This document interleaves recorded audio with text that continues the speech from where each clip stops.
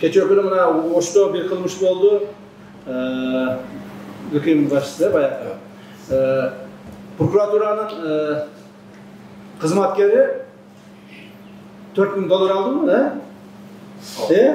$4.000 alıp kılmış kılattağın anı bir sudyaga verir.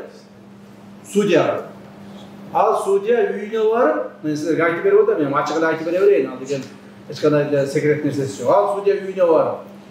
Al sudya karmayınca üyüne varsa eşigini açpay turup bayağı algan akçaсын tuvaletке kirip alıp örttü. Ошол өрттөгөн күкүмдөрүн топтоп жүрүп экспертизаны өткүзүп жокко тартып атабыз. Мына качып кутула албайт.